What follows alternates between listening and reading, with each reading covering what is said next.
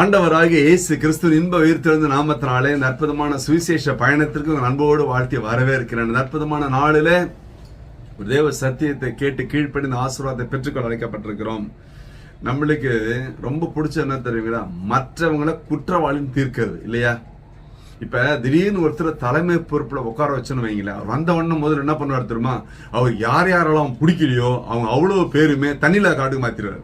இது ஆன்மீகத்துல நடக்குது. எனக்கு தெரிஞ்சே நிறைய எவ்வளவோ சர்ச்சஸ்ல நடக்குது. தலைமை பொறுப்பு வந்துடுவாங்க. வந்த உடனே முதல் காரியம் இவருக்கு யாரெல்லாம் ஓட்டு போடலையோ, யாரெல்லாம் இவருக்கு சாதகமா சொல்லும் போது தண்ணியில காட்டுக்கு மாத்திடுவார். அவன் குற்றவாளி தீர்த்துறாரு இல்லையா?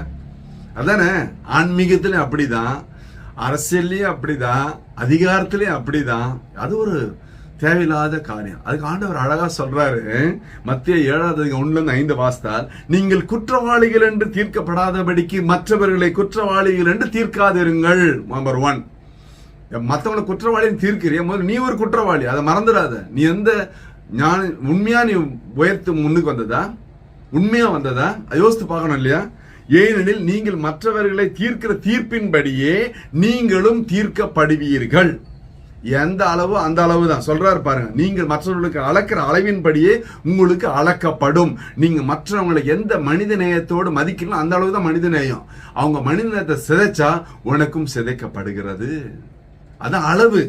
அப்ப நீ உன் கண்ணில் இருக்கிற உத்தரத்தை உணராமல், கண்ணில பெரிய உத்தரம் இருக்குது, இவரோட அக்கிரமம், அநியாயம், அசிங்கம், அவமானம், கேவலம் எல்லாம் அதிகமா இருக்குது. அதை விட்டுட்டு இவர் பேரு நீதிமான் மாதிரி நல்லவன் மாதிரி அடுத்தவங்களை குறை சொல்றது இல்லையா?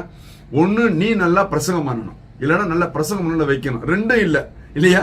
அப்ப என்ன அர்த்தம் சொல்லுங்களேன்? ஒண்ணு உன்னால முடியலையே, நடக்கலையே, ஏதோ வாழ்ந்தமா செத்தமான்னு வாழறத விட ஒரு நாள் உண்மையா வாழ்ந்துட்டு போறது இல்லையே.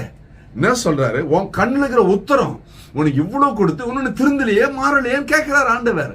அதை விட்டுட்டு உன் சகோதரன் கண்ணில் இருக்க துரும்பை பார்க்கிறது என்ன?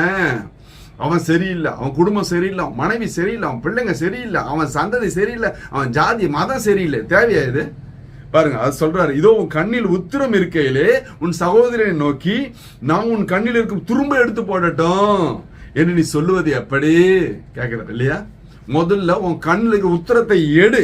மாயக்காரனே, நம்மளுக்கு ஸ்டேட்மெண்ட், மாயக்காரனே. நம்ம பெரிய சிலுவை போட்டாலோ நிறைய பட்டம் வச்சுக்கினாலோ இல்லையா, பெரிய பதவியில் இருந்தாலோ இது மாறுவதே இல்லை. ஆண்டவர் மாயக்காரனே, நீ உன் கண்ணில் இருக்கிற உத்தரத்தை எடுத்து போடு, பின்பு உன் சகோதரன் கண்ணில் இருக்கிற துரும்பை எடுத்து போட வகை தேடுவாய். இன்று பலருடைய குற்றங்களை, தவறுகளை, தப்பிதை மட்டும்தான் பாக்குறது அந்த கண்ணில் இல்லையா? எதை பண்ணாலும் குற்றம் தான் இல்லைங்களா? எதை பண்ணு குற்றமா தான் பார்ப்பாங்க. எது செஞ்சு பாருங்களேன், எது கொடுத்து பாருங்க, ஐயா அப்படி ஏதோ ஒன்று சொல்ல வேண்டியது இல்லையா? ஆண்டவர் சொல்ல, முதல் நீ உன்னை பார், உன் கண்ணில் உள்ள உத்தரத்தை பார், உன்னுடைய கீழ்ப்படியாமையை பார், உன்னுடைய ஏழாமையை பார், உன்னுடைய முரட்டாட்டத்தை பார், உன்னுடைய கீழ்த்தரமான புத்தியை பார், உன் நன்றி கெட்ட செயலை பார். கர்த்தர் உன்னை நம்பி இந்த அளவுக்கு உன்னை உயர்த்தினாரே, நீ நன்றி உள்ளவனா இருக்கிறாயா? நன்றி கெட்டு இருக்கிறாயா? எந்த அளவுக்கு படிப்பை கொடுத்து, பணத்தை கொடுத்து, அந்தஸ்தை கொடுத்து, பொருளாதார மேன்மையை கொடுத்து உன்னை உயர்த்தி வைத்திருக்கிறாரே, அதுக்கு ஏற்றவனாய் பாத்திரவனாய் நடக்கிறாய் இல்லையா கேட்கிறார். அதை விட்டுட்டு வந்ததுக்கு போனது இருக்குது இல்ல குறை சொல்ல வேண்டியது இன்றே நிறுத்து. கர்த்தரை ஆசீர்வதிக்கும்படியாய். ஹல்லேலூயா. ஒரு விஷயம் கண்களை மூடுவோம். ஹல்லேலூயா, ஹல்லேலூயா, ஹல்லேலூயா.